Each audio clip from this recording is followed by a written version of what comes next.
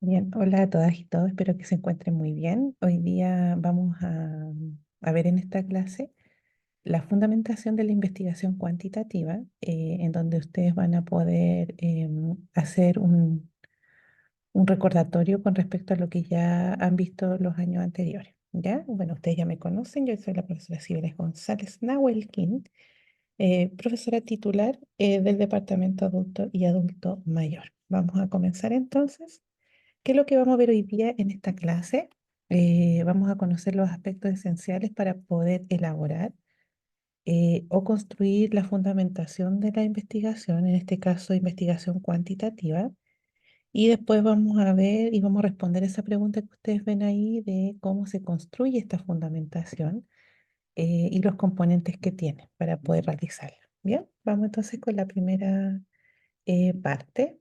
Bueno, ahí ustedes tienen los resultados de aprendizaje, que es el que guía durante toda la carrera y el eje de investigación, la asignatura donde nosotros realizamos procesos investigativos. Ya uno que es relacionado con el integrar los saberes de investigación y también el otro resultado de aprendizaje que es relacionado con aplicar metodologías de investigación y en este caso sería metodología cuantitativa. ¿Ya? Bien, vamos a ver primero la primera parte, que son los aspectos esenciales para la construcción de la fundamentación. Bueno, vamos a empezar. ¿Qué es lo que es la fundamentación en sí? ¿Ya? Y aquí vamos a empezar con un componente más etimológico de la palabra, que proviene del griego, en donde uno coloca la palabra o la primera parte, ¿cierto? Viene del fundus, que significa una base. Y obviamente lo que le sigue, ¿cierto? Que es mento, que significa un medio o un instrumento. Por lo tanto, la fundamentación o la palabra fundamentación de su origen etimológico se refiere a un argumento o a un sustento teórico de un fenómeno que se desea estudiar, ¿ya? La mayoría de los libros o de las referencias bibliográficas, uno lo ve esta parte de fundamentación con el concepto o el constructo de marco referencial, ¿ya? Y este marco referencial, como su nombre lo indica, hace referencia a una serie de componentes que lo integran, ¿ya? Y esto se refiere a que son análisis de teoría, incluye conceptualizaciones y también contextualizaciones de dónde se está desarrollando la investigación en el lugar específico, ¿ya? ¿Qué es lo que existe a nivel de investigaciones previas, perdón, frente al fenómeno de estudio? Y también todos los antecedentes que son necesarios y que también se consideran válidos para poder realizar un correcto encuadre de donde yo voy a fundamentar este problema de investigación, ¿ya? En cuanto a lo que significa también y donde nosotros situamos la fundamentación, es la fase 1 de la investigación o del proceso de investigación en donde nosotros realizamos y estamos en toda esta etapa conceptual. En esa etapa conceptual también se revisa la literatura, sobre todo en investigación cuantitativa, para poder tener un fundamento y tener una opinión con respecto al problema de investigación que estamos nosotros realizando, ¿ya? O dando una respuesta. ¿Y por qué es importante esto? Porque esta fundamentación o este conocimiento previo nos va a mostrar el vacío de conocimiento donde nosotros queremos intervenir, ¿ya? Entonces, por eso es muy importante que siempre los procesos investigativos se haga una fundamentación, ¿ya? Y que ustedes la van a encontrar con un nombre de marco referencial principalmente, y después vamos a ver los componentes y cómo se construye también esta fundamentación, ¿ya? Bien, es importante recordar que la fundamentación uno la tiene que centrar siempre en el problema de investigación, ¿ya? Generalmente uno tiende a sobre fundamentar con esta sensación de que uno siente y piensa de que es mejor que haya más que menos, ¿cierto? Entonces uno de repente puede utilizar este refrán o este dicho, más vale que sobre que falte. Ya, en el caso de la investigación, sobre todo cuantitativa, ¿cierto? La idea es que la fundamentación siempre se centra en el problema de investigación Y lo ideal es que no divague en temas ajenos al estudio. ¿Por qué? Porque esto aleja al lector, aleja también incluso al mismo investigador de lo que es el objetivo del estudio. ¿Ya? Entonces es muy importante que siempre, cada vez que nosotros tengamos que hacer una investigación o construir una, la fundamentación sea realizada en base a ese problema de investigación. ¿Ya? Y bueno, ahí vamos a ver después cómo nosotros podemos ir construyendo esta fundamentación para que no se aleje del problema de investigación. ¿Ya? Debe tratar con profundidad únicamente los aspectos que están relacionados con el tema de investigación. ¿Ya? Si yo, por ejemplo, estoy hablando de lesiones por presión en las personas mayores hospitalizadas en una unidad médico-quirúrgica, tengo que hablar de la temática de lesiones por presión en las personas mayores. O puedo hablar de lesiones por presión, puedo hablar de personas mayores, pero no es necesario que yo hable, por ejemplo, de las lesiones por presión de las personas mayores en los establecimientos de larga estadía. No va al caso. Si bien es importante, a lo mejor existe, a lo mejor hay una mayor prevalencia, pero no me da respuesta al fenómeno de estudio que yo estoy realizando, que en este caso es en el contexto hospitalario, en el ejemplo que les acabo de decir. ¿Ya?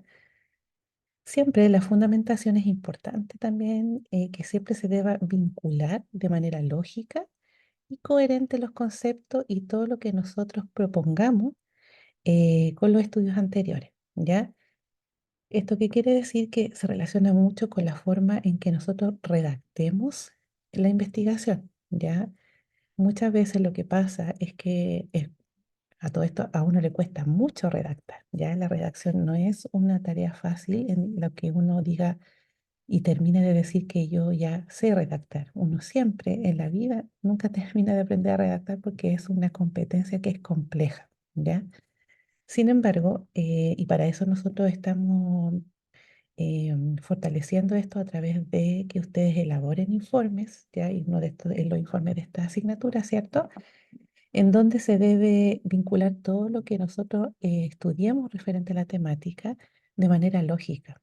¿Qué pasa en el proceso de redacción? Es que a veces nosotros tenemos todas las ideas y las vamos diciendo punto por punto, pero sin un hilo conductor, ¿ya?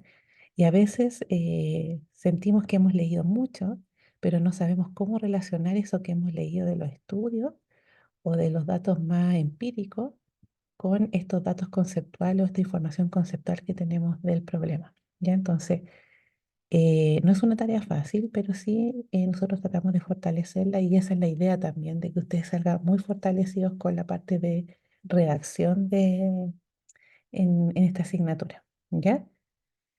Y bueno, como todo tiene que tener una secuencia lógica, las ideas centrales también, ¿ya? Y siempre lo ideal es que vaya desde lo particular, perdón, desde lo general a lo particular. Siempre empezar con antecedentes mucho más amplios para poder terminar con lo particular y obviamente terminar con el problema de investigación y el por qué es importante investigar lo que yo deseo investigar, ¿ya? En este caso, por ejemplo, el ejemplo que les di de las lesiones por presión, un concepto central y grande y propio podría ser las lesiones por presión, pero yo después lo tengo que ir afinando. Lesiones por presión, ¿dónde? En adultos mayores o en personas mayores. ¿Y dónde? En el hospital, no en ningún otro lugar, no en la casa, no en un centro de larga estadía, sino que es en el hospital. ¿Y en qué unidad de hospital? En unidad médico-quirúrgica. Entonces, se fijan yo, si construyo un marco referencial o una fundamentación, que se toman como sinónimos, recuerden, tengo que considerar todos estos conceptos y profundizar en cada uno de ellos con un hilo conductor. ¿Se fijan? Entonces, eso nunca lo tienen que olvidar, que se relaciona mucho con el arte de redactar. Bien, ¿cuáles son las funciones y por qué es importante que las investigaciones tengan una fundamentación? Ahí yo les coloqué 8 funciones que también lo derivé del libro de Hernández Sampieri. Él dice muchas más, yo las traté de resumir para que pudiera ustedes quedar más claro, ¿ya? Y lo primero que nosotros tenemos y por qué es importante y por qué es necesario que la fundamentación se realice en una investigación es porque a través de ella nosotros concretamos el planteamiento del problema, ¿ya? Recuerde que el planteamiento del problema incluye lo que es la pregunta de investigación, incluye los objetivos, incluye la justificación y la viabilidad. Bien. Y cuando nosotros no tenemos antecedentes frente a ese fenómeno de estudio que estamos analizando en la investigación, es difícil plantear el problema, ya sobre todo para la investigación cuantitativa, en donde nosotros siempre tenemos que tener un marco de referencia para saber en dónde está ese vacío de conocimiento. Bien, entonces siempre la fundamentación nos va a ayudar a que este planteamiento del problema se concrete de una manera más eficaz. ¿Ya? Otra función de la fundamentación es que permite guiar la investigación. Esto es sumamente importante porque muchas veces dentro de los procesos investigativos nosotros como que nos tendemos a em, tener una mirada bastante divergente. ¿Ya? ¿A qué me refiero con esto? En que uno mientras más empieza a leer, más ideas se le ocurren. Entonces, cuando tenemos estas ideas, lo general es que nosotros tenemos que volver al objetivo de investigación, a la parte de planteamiento del problema, ver que ese objetivo no debemos como movernos de ese objetivo de investigación y que esta fundamentación la voy a construir en base a ese objetivo, por lo tanto, por ende, me va a guiar este proceso investigativo. ¿Ya? Otra función de la fundamentación es conocer cómo se ha investigado anteriormente el fenómeno de estudio y por eso es tan importante la lectura de todos los antecedentes, ya sea de datos empíricos o de antecedentes conceptuales de ese fenómeno de estudio. ¿Ya? Entonces yo en este caso, si quiero investigar de las lesiones por presión, tengo que leer sobre la prevalencia, la incidencia, la notificación, datos, ¿ya? De este fenómeno, pero también tengo que leer aspectos que son conceptuales, por ejemplo, cuáles son las escalas de valoración del riesgo, teorías a lo mejor de cuidado que incluyan aspectos referentes a la movilización de la persona atendida, ¿se fijan? Entonces, no solamente me va a servir para concretar problemas, sino que para poder tener una forma en donde yo pueda referirme a lo que ha sido anteriormente este fenómeno que estoy estudiando, ¿ya? Es importante también la fundamentación y otra de las funciones que tiene es que evita cometer errores, ¿ya? En los procesos investigativos uno comete varios errores porque así es la investigación, uno va como iterando muy permanentemente con las ideas, ¿ya? Y también con los resultados que van saliendo de los procesos investigativos y también con las justificaciones que uno va dando a ese proceso investigativo.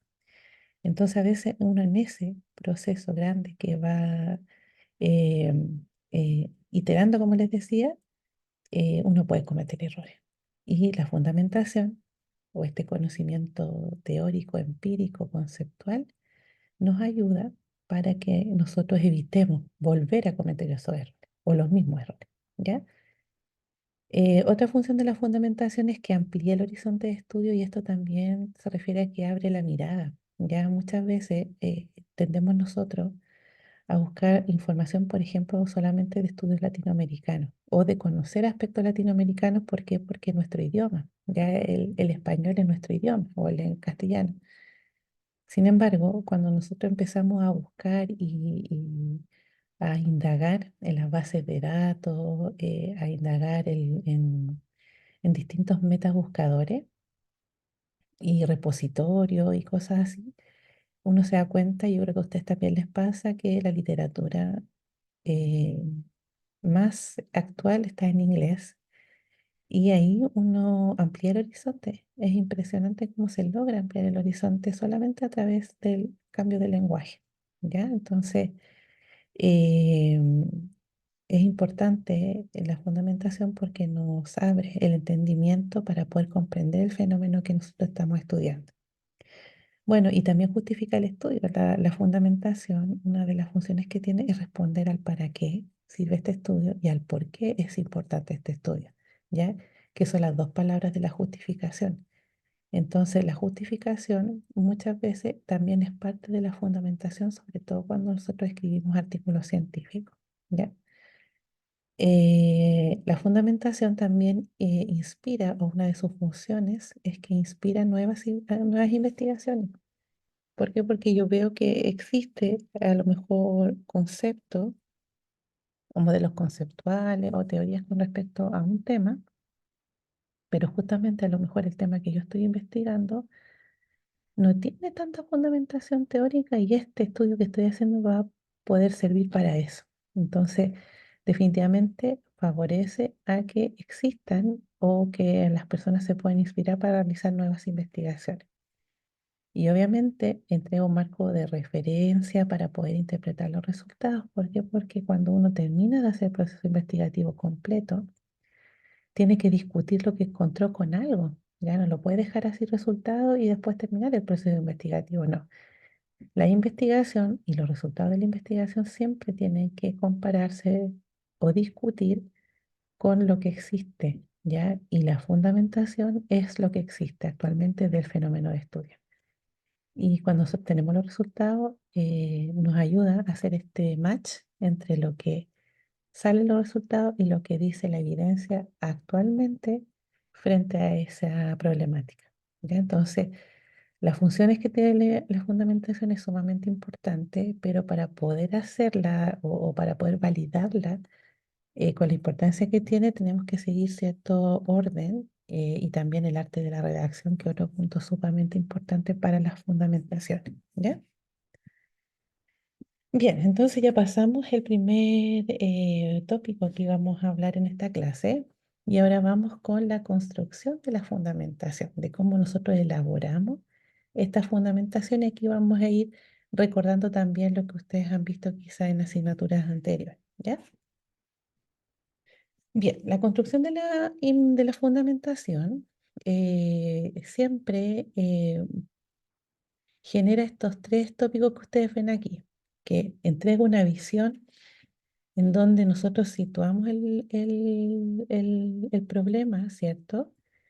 Eh, y dentro también nos visualiza en qué campos nosotros nos vamos a mover, ¿ya? Por eso es importante la fundamentación. Y también porque señala en cómo encaja la investigación que yo estoy haciendo en este momento con lo que ya existe. Y como le decía hace un ratito atrás, también aporta nuevas ideas, ¿ya? Y siempre, siempre, siempre en la vida va a ser útil compartir el conocimiento, siempre, ¿ya? Esta construcción o la fundamentación, ya propiamente tal, o marco referencial que ustedes lo pueden encontrar, tiene dos etapas, ¿ya? Una etapa que corresponde a la revisión de la literatura, como está ese gatito ahí, muy amorosamente revisando lo que está en ese libro, ¿cierto? Y después tenemos aquí un gatito constructor en donde este gatito está construyendo y hace este marco referencial a través de dos marcos específicamente, que es el marco teórico y el marco empírico. ¿Ya? Vamos a ver cada una de estas etapas por separado en las diapositivas que siguen. Ya.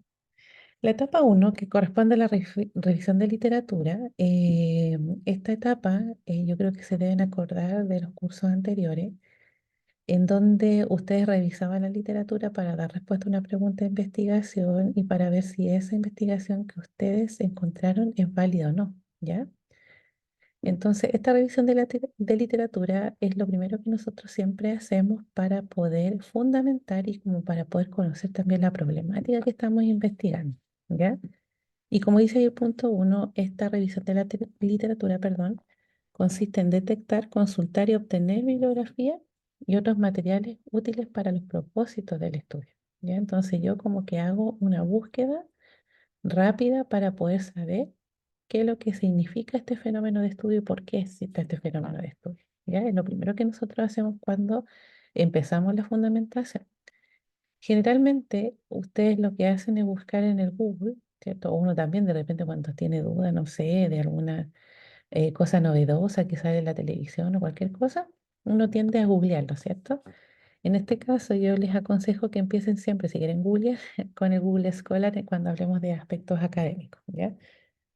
Bueno, también la revisión de la literatura o esta etapa, que es parte de la construcción de la fundamentación, recopila y extrae información sumamente relevante y muy necesaria para el problema. Siempre está, uno empieza como bien de manera muy lenta o de manera a veces muy superficial, pero cuando ya nosotros vamos aplicando las técnicas de recolección, de búsqueda y recolección de la información, vamos a darnos cuenta que la información que abstraemos de estas bases de datos, ¿cierto? De los artículos que están en estas bases de datos son sumamente necesarias y relevantes para el problema que yo estoy investigando, ¿ya? La revisión de literatura siempre debe ser selectiva, ¿ya? Ojalá siempre sea, ocupemos las publicaciones más recientes, ¿ya? Y las más importantes, salvo que su problema de investigación se refiera a, a un fenómeno que ha sido poco estudiado. Por ejemplo, los fenómenos históricos, ya en donde nosotros, por ejemplo, tenemos escrita muy poca historia, sobre todo de la enfermería, somos muy, no a todas las enfermeras les gusta escribir sobre la historia, y para poder hacer eso nosotros debemos ser muy selectivos en la búsqueda, pero a lo mejor ahí no van a ser publicaciones tan recientes, ya a lo mejor va a ser una publicación del año 67 que se fue muy importante para la profesionalización del cuidado, ¿se fijan? Entonces, en ese sentido, uno siempre tiene que revisar de acuerdo a la temática de estudio, de acuerdo al fenómeno que estamos investigando, ser selectivo con lo que nosotros vamos a considerar para que sea parte de este marco referencial o de esta revisión de literatura. Y siempre, siempre, siempre, aunque suene redundante, siempre debe estar vinculada al problema de investigación. Siempre, ¿ya? Si bien ustedes quieren leer a lo mejor algo para cultura general, no hay problema, pueden hacerlo, pero si nosotros vamos a buscar y revisar literatura, mientras estamos con este proceso investigativo, lo ideal es que lo que busquemos sea referente al problema de investigación. ¿Ya? ¿Cómo yo hago esta revisión de literatura? ¿Ya? Lo que dice Hernández Sampieri, que nosotros siempre se empieza por la consulta de los expertos o de uno o varios, ¿ya? Puede ser eso, a veces lo que generalmente nosotros hacemos como googlear, lo primero que hacemos es como que buscamos en el Google y para salir de la primera duda que tengamos, ¿ya? En este sentido, Hernández Sampieri dice que en algunas ocasiones es importante consultar a uno o varios expertos referente a la temática y eso también es aconsejable, ¿ya? A veces no se hace por distintos motivos, pero es uno de los primeros pasos para salir de la duda es consultarle a los expertos, o a uno o a varios, ¿ya? Siempre, siempre, siempre debemos buscar fuentes primarias. ¿Ya? ¿A qué me refiero con esto? Fuentes primarias que sean artículos científicos desde las bases de datos, ¿ya? En donde se realice investigación primaria para poder dar respuesta a una problemática específica. Esa debe ser nuestra fuente de información, que es lo más reciente, lo más actual. Pero no solamente eso, sino que no tengo solamente que buscar, sino que tengo que también localizarlas y seleccionar aquellas que son útiles para el estudio que estoy realizando. ¿Ya? Y aquí les voy a mostrar, ay, perdón,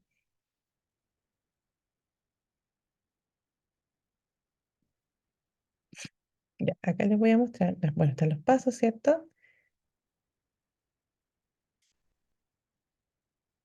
¿Cómo selecciono las fuentes de esta literatura? Bueno, y ahí tenemos, bueno, y ahí les digo al tiro con la correcta búsqueda y selección de la evidencia, ¿ya?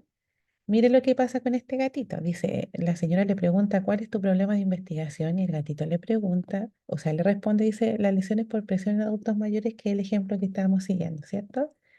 Y ahí le dice, entonces, ¿por qué pusiste las nanas en los viejitos como palabras clave? Ya, a lo mejor son un poco chistosos o jocosos. Sin embargo, es muy importante esto porque a veces nos pasa esta situación en donde nosotros buscamos fuentes con palabras claves que no existen, ¿ya? Si bien en la revisión de literatura nosotros podemos utilizar un lenguaje común o un lenguaje libre, es importante que no pongamos estas palabras que a veces también son conocidas solamente en el vocabulario o la jerga de un cierto país, que en este caso sería nuestro país, ¿ya? Entonces ahora vamos a ver de qué manera yo puedo hacer una correcta búsqueda y selección de la evidencia para que no nos pase esto, en donde nosotros ocupemos otras palabras que no van a existir en los tesauros de las bases de datos, ¿ya?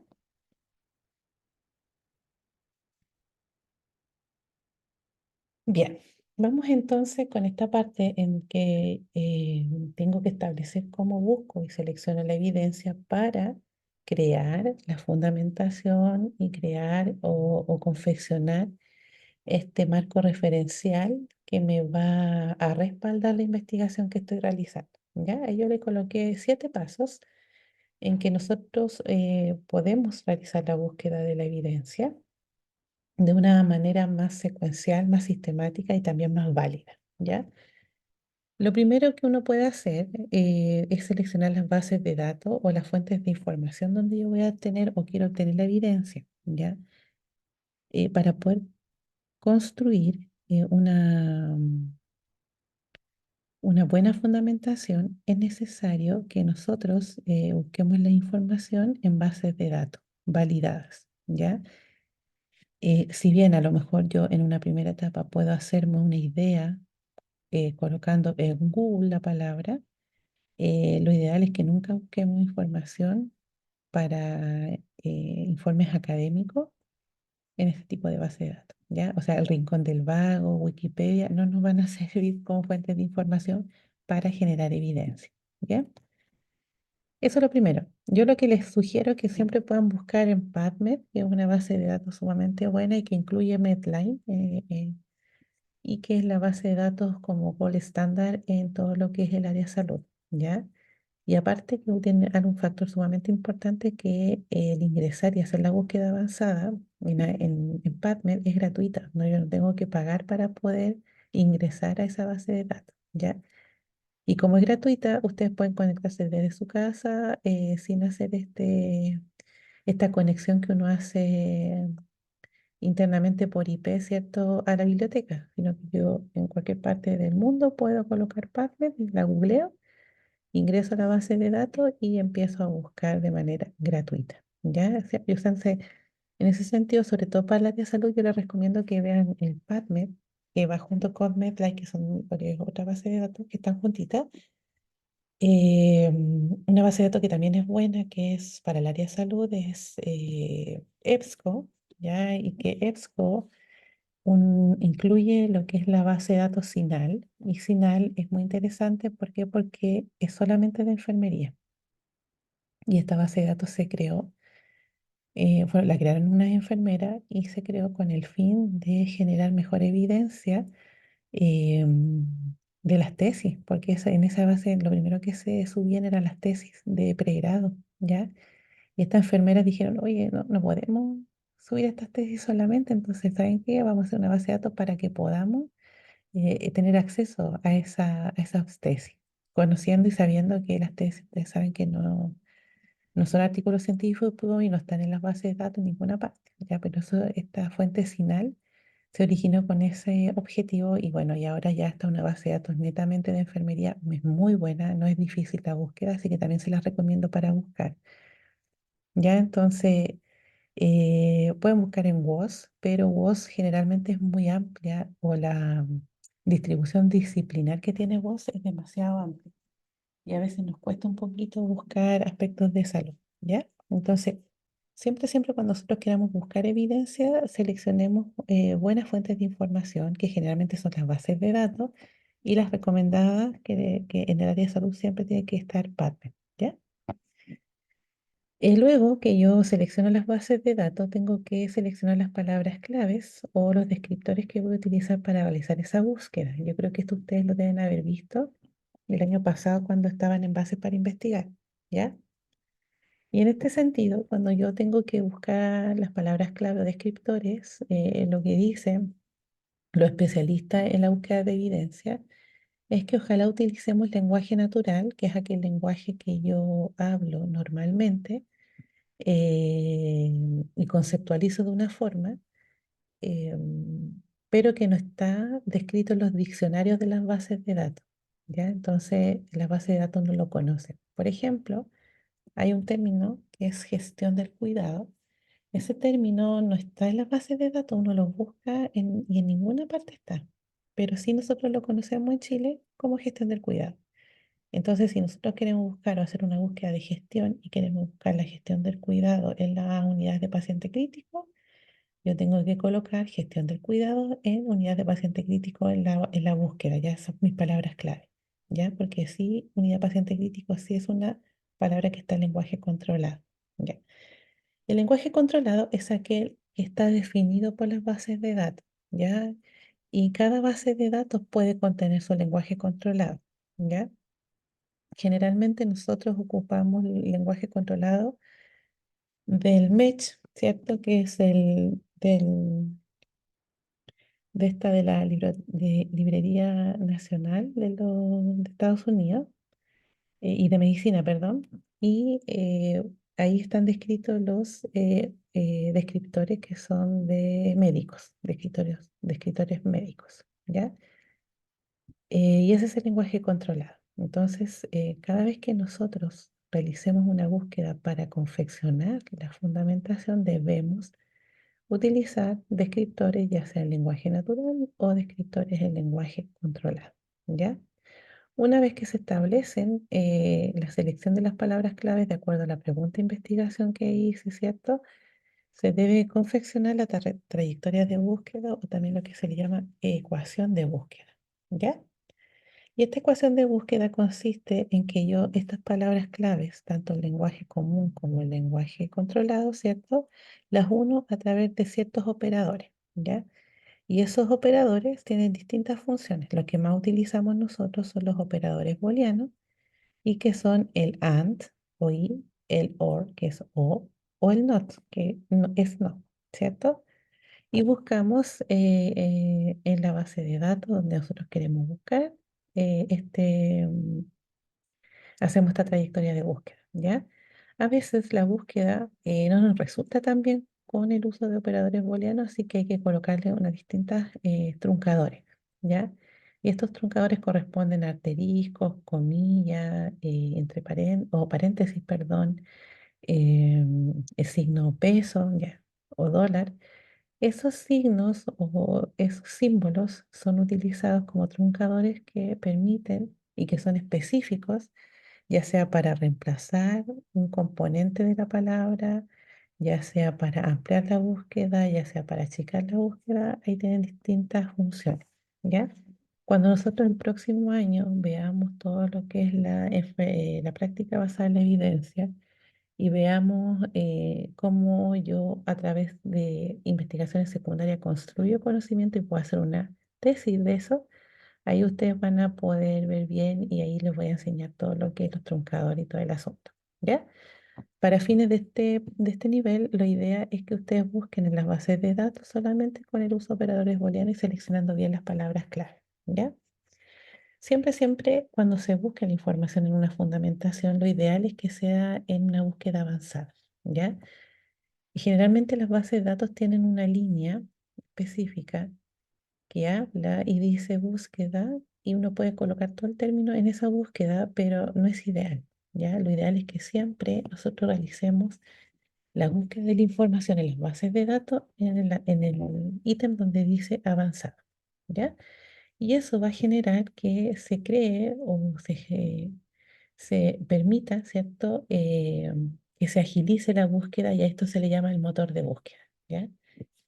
¿Por qué? Porque se va moviendo y va generando movimiento para poder buscar información relevante, ya que fundamente mi pregunta de investigación o que fundamente mi vacío de conocimiento, ¿ya? Una vez que ya se realiza la búsqueda, siempre uno después tiene que hacer la selección de la literatura, de acuerdo, lo ideal es la pregunta de investigación, ¿ya? A la temática que trata en este caso para las investigaciones primarias y las investigaciones secundarias se buscan de acuerdo al tipo de pregunta que se realice, ¿ya?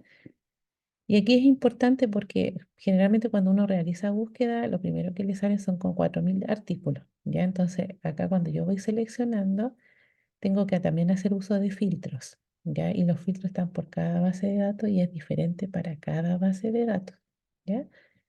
Entonces, en ese sentido, es muy importante que nosotros podamos Seleccionar esta literatura de acuerdo a la pregunta de investigación y que nos demos cuenta que lo que está contenido en la pregunta pueda contenerlo también la fundamentación, ¿ya?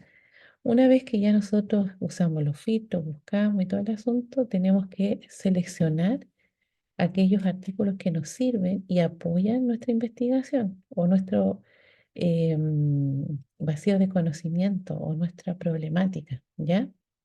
Y para eso uno tiene que hacer una lectura crítica o acuciosa de lo que es la evidencia seleccionada, ¿ya? En la lectura crítica uno tiene que analizar lo que son los grados de evidencia de ese artículo, ¿cierto? Y también tiene que analizar críticamente la metodología, ¿ya? Entonces, esos dos aspectos que nosotros debemos considerar cuando hacemos la lectura posterior para poder realizar la fundamentación, ¿ya? Y una vez que yo ya leo, busco mucha información, voy seleccionando esa información y después la leo. Una vez que ya la haya leído, empiezo a sintetizar esta información y ahí empiezo a confeccionar la fundamentación que me va a apoyar y me va a justificar el problema de investigación que estoy dando respuesta. ¿Ya? Entonces, estos pasos siempre los vamos a realizar cuando tengamos que hacer investigación. ¿Ya? Lo que cambia es cuando nosotros hacemos investigaciones secundarias netamente. ¿Ya? Ahí se sigue un proceso más específico sobre todo en la selección de los artículos, porque eso también se selecciona de acuerdo a la pregunta de investigación, y la selección de acuerdo también de las palabras claves que también van asociadas a la pregunta de investigación, ¿ya? O al tipo de pregunta que se realiza en investigación secundaria. ¿Bien? Bien, entonces hemos visto los aspectos generales, ¿cierto?, de lo que es la fundamentación. Hemos visto cómo se está construyendo la fundamentación y la primera etapa es referente a la revisión de literatura, ¿ya? Y ahí vamos a seguir. Bien, ya que terminamos la etapa 2, o sea, la etapa uno, perdón, vamos a comenzar la etapa 2, que es la confección del marco referencial o la confección de la fundamentación, es lo mismo, ¿ya? Pero esta confección del marco referencial o cómo yo construyo esta fundamentación tiene estos tres tópicos que ustedes ven ahí que lo componen. ¿Ya? Primero tenemos los componentes de que se formula esta fundamentación, cómo se organiza esta fundamentación y después también cómo se redacta esta fundamentación. Y vamos viéndolo punto por punto esta- estos antecedentes. ¿Ya? En cuanto a los componentes, siempre el marco referencial o la fundamentación, recuerden que son sinónimos, nosotros lo está compuesto por dos aspectos o por dos marcos. Uno que es el marco teórico y otro que es el marco empírico, ¿ya? Hay también algunos autores que le agregan el marco contextual, ¿ya? Y este marco se lo voy a explicar después, pero si mejor se lo explico ahora. Este marco hace referencia al marco contextual a donde se desarrolla el fenómeno de estudio, a la realidad local de ese fenómeno de estudio. ¿Ya? Por ejemplo, si yo estaba hablando de las lesiones por presión, un marco contextual sería el hospital. Y ahí después tengo que ver a qué hospital, a lo mejor el hospital, no sé, Carlos Van Buren. En el Carlos Van Buren tengo que ver cuántas camas hay, cuántas enfermeras por paciente hay en los servicios médico quirúrgicos, la unidad de cuidado intensivo, y ese me da el contexto de ese hospital. ¿Ya? Si bien yo se los acabo de decir, pero no es parte de lo que les voy a mostrar nosotros como fundamentaciones para que ustedes tengan antecedentes de que a veces el marco referencial o la fundamentación incorpora este marco contextual, ¿ya? Nosotros, acá, o como le estamos enseñando, nosotros consideramos dos marcos para la construcción del marco referencial o de la fundamentación. Primero es el marco teórico, ¿ya? Y el marco teórico, ¿qué dice ahí? Que es un conjunto de proposiciones que se refieren al problema de investigación y que se toman de teorías o de modelos conceptuales también, ¿ya? ¿Y qué es lo que incluye el marco teórico? Incluye conceptos o teorías aplicadas y o teorías aplicadas al fenómeno que estoy estudiando. De ahí les voy a mostrar ejemplos para que a ustedes les quede un poquito más claro, ¿ya? Y el marco empírico es aquel marco en donde nosotros o consideramos los antecedentes de estudios y estudios sobre el fenómeno. Generalmente son datos, por ejemplo, datos epidemiológicos, datos demográficos, que me den como antecedentes de ese fenómeno de estudio que estoy realizando, ¿ya? O que estoy investigando. Aquí les voy a mostrar un ejemplo. Por ejemplo, en el marco teórico, miren, yo busqué este artículo que es de unos autores, ¿no? Colombianos creo que es. No le puse los autores. Sobre la temática que le estoy diciendo yo, que es las úlceras por presión en gerontología, ¿ya? Y ellos hablan de la prevalencia y variables definitorias de las lesiones y pacientes, ¿cierto? La introducción en los artículos científicos hacen referencia a la fundamentación, ¿ya? Es como la fundamentación de una investigación. Y si ustedes se fijan, viene la introducción que habla que el cuidado de las heridas es sin duda una de las acciones más cotidianas y empieza ahí como una parte introductoria, pero después empieza a hablar aspectos que son conceptuales y también teóricos de lo que es la vejez, ¿ya? Se fijan que aquí empieza a hablar del binomio vejez-incontinencia, que facilita de manera clara el desarrollo de las lesiones, no sé qué más. Y mire, y aquí habla también de Doreen Norton, que fue la que creó la escala de valoración, la cual incluía la incontinencia como un factor importante. ¿Se fijan? Entonces, cuando yo hablo de marco teórico, hablo de conceptos, de modelos conceptuales o de teorías que avalen esta investigación, ¿ya? O que fundamentan esta investigación. ¿Sí? Y bueno, hay una frase importante que le escribió esta investigadora que también es enfermera Polit, dice que lo importante siempre en el marco referencial o la fundamentación de una investigación es definir conceptos, o sea, perdón, el marco teórico es definir conceptos utilizados, o sea, en este caso, conceptos relacionados con las variables, describir, explicar y explicar teorías o modelos. ¿Ya? Eso es lo importante. Que nosotros definamos los conceptos o expliquemos y describamos teorías y modelos que sustentan esta investigación. ¿Ya? Eso es el marco teórico, ¿sí? Que es una parte del marco referencial o de la fundamentación. Y luego tenemos el marco empírico. ¿Se acuerdan que el marco empírico hacía referencia a lo que existe actualmente de ese fenómeno de estudio y que mayormente se refiere a datos? Y miren lo que hay acá. Se lo dejé aquí la llavecita con verde, ¿cierto? Miren, acá empieza a hablar de los estudios realizados por Jordan y Cole. Se fijan, estudios recientes, realizado múltiples estudios acerca de la localización. Y aquí empieza a hablar de la localización, pero empiezan a mostrar porcentaje. Mire, el sacro con un 40%, los talones con un 20%, los isquiones con un 15% y sigue el porcentaje. Luego, en este párrafo habla de un estudio que se realizó en el año 2009, que aparece el único estudio hasta ese tiempo, porque este artículo es 2019, ¿ya? Mostró los datos y se fijan que va mostrando puros números y aquí miren, la prevalencia cruda para centros sociosanitarios fue de este porcentaje. Y aquí miren, separa más encima los estadios. Estadio uno tanto porcentaje, estadio 2 tanto. Si ustedes se dan cuenta, esta forma de redacción es el marco empírico, que es lo actual y lo numérico del fenómeno de estudio que ya existe, ¿ya?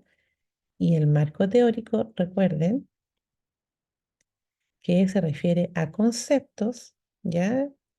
A teorías o modelos que sustentan la investigación, ¿ya? Bien, listo. Entonces ya pasamos nosotros lo que fue la construcción, ¿cierto? Y dentro de la construcción, el componente principal del marco referencial son dos, uno que es el marco teórico y el otro que es el marco empírico. Bien, bien, vamos a ir a la segunda parte de esta construcción del marco referencial o fundamentación, en cómo yo organizo esta fundamentación, ¿ya?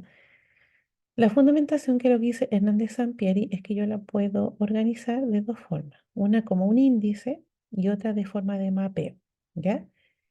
Cuando yo organizo la fundamentación o el marco referencial como un índice, esto quiere decir que yo le doy, como su nombre lo dice, un ordenamiento muy tentativo, ¿ya? Y también general, y que luego yo voy a ir afinando hasta que se llegue a lo más específico, ¿ya? De esa explicación, ¿ya? Y el de mapeo consiste en que yo, como su nombre lo indica, elaboro un mapa conceptual para poder organizar y edificar el marco referencial. Bien, ahí a lo mejor con las palabras no se entiende mucho, pero les voy a mostrar algunos ejemplos. Bien, o les muestro esta fotito en realidad. ¿Ya? La definición de mapeo, ¿cierto? En donde yo establezco, por ejemplo, un mapa conceptual. Digo, entonces, el clima organizacional está compuesto por las definiciones, por dimensiones, por mediciones y modelos. Y cada uno de estos, el modelo, o sea, perdón, o la definición está comprendida por todo lo que es el clima perceptual y empieza a dar definiciones sobre cómo yo puedo definir el clima organizacional. Y voy aquí mapeándolo. Luego tengo las dimensiones en cuanto a las dimensiones que, cómo yo puedo medir este clima organizacional, ¿ya? Y ahí tienen distintos autores que hablan de las dimensiones del clima organizacional. Luego tenemos la medición y yo digo, hay instrumentos para medir el clima organizacional y que voy acá y anoto todos los instrumentos. Pero también no solamente hay instrumentos que miden el clima, sino que también hay modelos que establecen este clima o que estudian el clima organizacional y lo coloco. Y se fijan que yo me voy armando un mapeo ya en donde establezco una dimensión y voy dándole definición a esa dimensión y también voy colocando aquí en este caso los autores, ¿ya? Y este es el índice en donde yo generalmente hablo muchos temas generales y aquí generalmente uno hace una lluvia de ideas y luego esta lluvia de ideas la voy ordenando de lo más general a lo más específico que se relacione con el fenómeno de estudio y después lo voy subdividiendo en tema uno, en tema 2, en tema 3, en tema 4 y después subdividiendo en subtema uno, subtema 2, subtema 3. Y cuando yo ya llego a esta subdivisión, tengo que ver ya dónde está este subtema en este artículo, dónde está el otro subtema en este otro artículo. Y se fijan que yo voy formando desde lo más general hasta lo más específico, voy a ir formando este índice para poder construir este marco referencial o fundamentación. ¿Ya? Bien, aquí hay otro ejemplo. Por ejemplo, yo les coloqué acá un tema que a mí me gusta, ustedes saben la UCI, ¿cierto? Y como dato empírico les coloqué, o perdón, como marco empírico, ¿qué es lo que me va a dar como fundamentación para estudiar este tema? Va a ser los datos epidemiológicos de importancia, por ejemplo, el porcentaje de delirio en UCI, lo que existe actualmente, ¿ya? Las implicancias a lo mejor laborales que tiene el aumento del delirio, a lo mejor va a aumentar los días de hospitalización, el aumento de la carga laboral, el aumento del estrés en las colegas, ¿cierto? Y eso tenemos que mostrarlo en datos, ¿ya? Y eso tiene que ser no solamente a nivel local, sino que tiene que ser a nivel internacional, no sé, en los países de habla inglesa, en Europa, en América, después en América Latina, ¿ya? Y después nacional, ¿ya? Entonces yo voy siempre también de lo más general a lo más específico.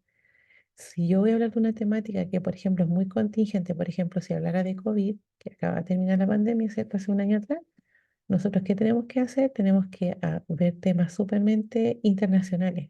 ¿Por qué? Porque hubo mucho avance a nivel internacional, ¿ya? Luego nacional y después regional, si es que en la región tenemos algo también.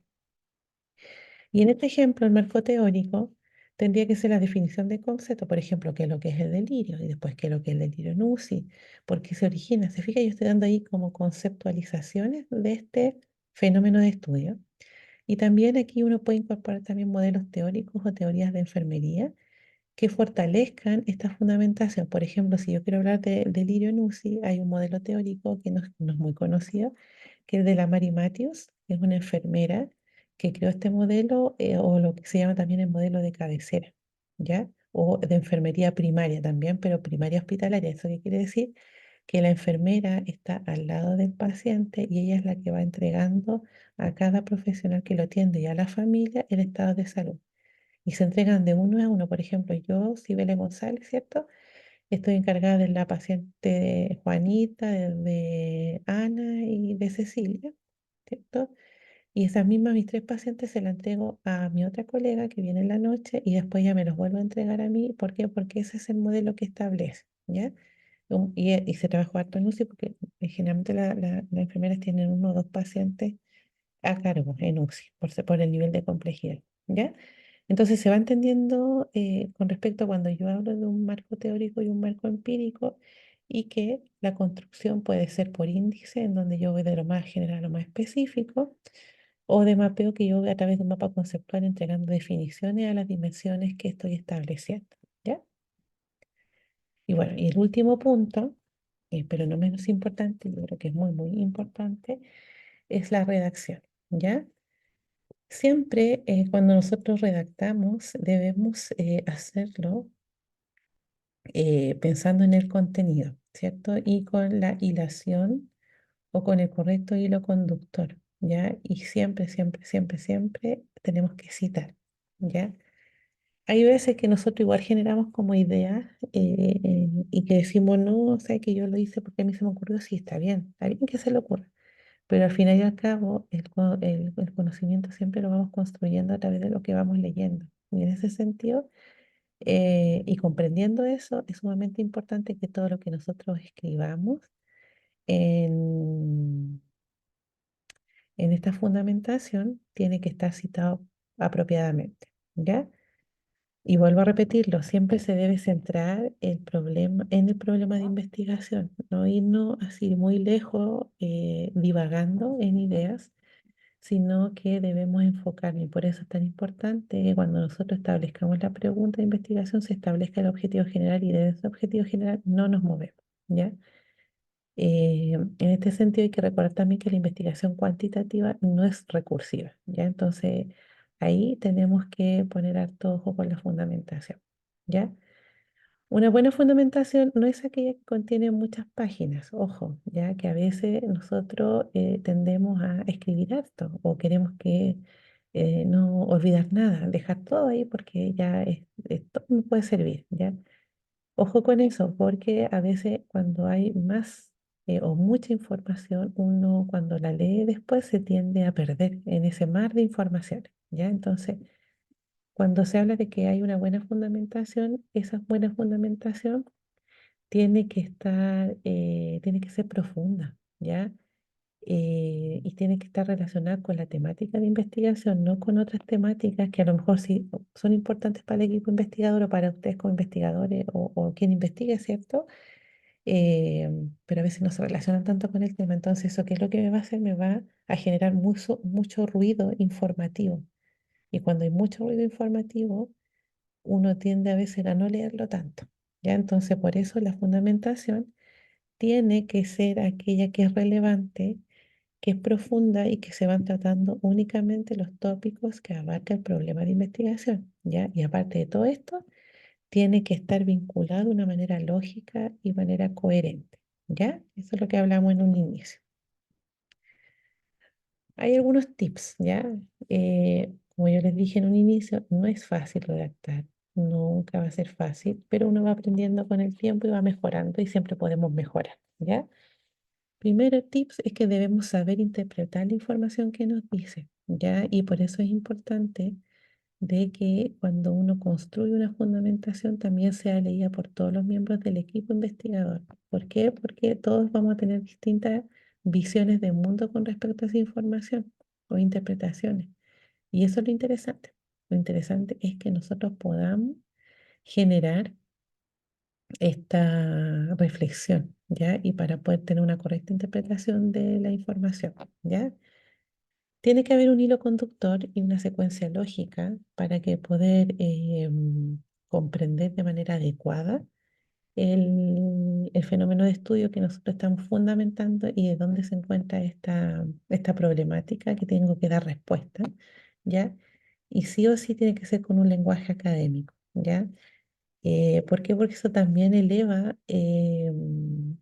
lo que quiere decir el proceso de investigación, ¿ya? Si bien uno muchas veces, oye, a mí me pasa que yo muchas veces ocupo mucho lenguaje coloquial en las clases, ¿ya? Pero eso yo no lo puedo escribir en un paper, ¿ya? El paper no puede no tener lenguaje académico y lo mismo que los informes, ¿ya? Y bueno, ahí, bueno, ahí voy repitiendo un poquito la idea respecto a por qué es la importante la investigación, ¿ya? Y hay dos aspectos entre antes y después. Yo anteriormente se les había dicho como manera en conjunta, pero acá hay un dato que no estaba, que era la parte de desarrollar nuevas preguntas, ¿ya? Generalmente la fundamentación nos permite, chiquillos y chiquillas, desarrollar nuevas preguntas y eso es maravilloso porque uno empieza como a abrir el camino para las futuras investigaciones que vengan, ¿ya? Y lo último, ya estamos cerrando la clase, ¿ya? ¿Cuántas referencias son necesarias para poder hacer una buena fundamentación y una pregunta que siempre realizan? Siempre, ¿ya? Y les tengo que decir al tiro que no tengo una respuesta exacta y no creo que haya una respuesta correcta, ¿ya? Uno, ¿por qué? Porque depende de, primero, el planteamiento del problema, ¿ya? Y también del tipo de informe que nosotros vamos a entregar, ¿ya? Hay veces que la investigación uno la hace en artículo, otras veces que la hace en tesina, otras veces que la hace en memoria, otras veces que la hace en un informe. Entonces, siempre debemos preocuparnos de qué forma lo vamos a hacer. También desde el área, ¿ya? Generalmente nosotros de las enfermeras no damos como harta libertad en el sentido de la referencia, pero hay disciplinas que son más estrictas en eso, ¿ya? Entonces también ahí hay que verlo y también del presupuesto, ¿ya? Recuerden que la viabilidad de la investigación, que es lo que es parte del planteamiento del problema, nosotros siempre hablamos de lo que es el presupuesto o si esto es viable económicamente, ¿ya? Entonces, ¿y por qué el saber cuántas referencias voy a tener depende del presupuesto? Porque hay unos artículos que se pagan y ahí tengo que yo acceder a esos artículos a través de pago, ¿se fijan? Sin embargo, con todo este parafraseo que les he realizado, hay algunos autores que dicen que lo habitual es tener 30 referencias o sí, referencias, perdón, en la fundamentación, ¿ya? Y estos mismos autores que como que normalizan un poco lo que es la cantidad de citas o de referencias, acá dicen cuánta cantidad de referencias o de citas yo puedo tener, perdón, de referencia en distintos tipos de graduación, ¿ya? Por ejemplo, la licenciatura, si quiero hacer tesis, si me voy a licenciar o una tesis de licenciatura, que en este caso son ustedes, ya el próximo año ustedes hacen tesis para ser licenciados, artículos de revista, perdón, y tesis doctoral, ahí hasta 200, incluso he visto tesis con referencia, para fundamentar solamente. ¿Ya? Perdón. Bueno, y aquí hemos terminado la clase, espero que les haya servido. El día 18 nosotros que tenemos la clase, porque recuerden que la próxima semana vamos a tener la prueba, vamos a hacer un taller de búsqueda de evidencia in situ en la clase para que nosotros vamos a ir recordando lo que es las bases de datos y todas esas cosas, ¿ya? Bien, entonces chicas y chicos, nos vemos en la próxima oportunidad. Que tengan un muy lindo fin de semana, pásenlo muy bien y estaremos entonces en contacto. Un abrazo muy, muy grande.